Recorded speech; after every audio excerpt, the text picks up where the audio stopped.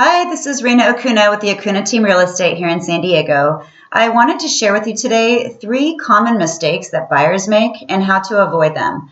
The number one thing is buying a home that you can afford, staying within your budget parameters that you've set for yourself, and being comfortable with that mortgage payment. I think many times people decide they're going to buy a house. First thing they do is get online and they start looking for what they think they can afford. Then they go get a pre-approval and they discover that they're really comfortable with something much less. And now you're a little bit spoiled, right? Because you've been looking at that $800,000 house and you really qualify for a $600,000 house. That's not fun to go backward like that.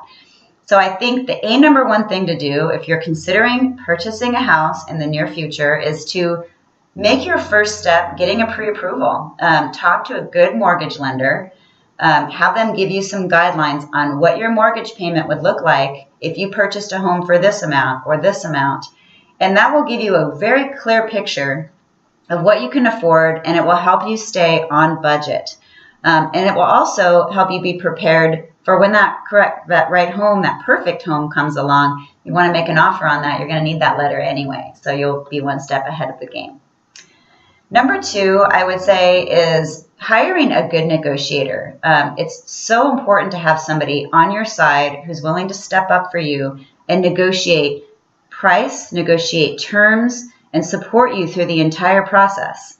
There's a certain degree of confrontation that comes along with negotiating, and I think some agents out there shy away from that a little bit, and they just sort of send your offer over to the agent, but don't really negotiate on your behalf.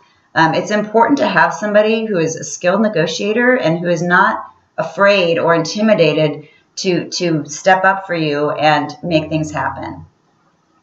Number 3, I would say, is your home search is important. So the websites that you use, Zillow, Trulia, Realtor.com, some of them, it's important for you to know, are not up to date. So you might be looking at houses that are no longer on the market or already pending. And you're basically spinning your wheels, if that's the case, looking at homes that are really not on the market. So find a great agent and have them send you listings or get access to their website, which is fed by the MLS, which is the website that realtors use here in San Diego.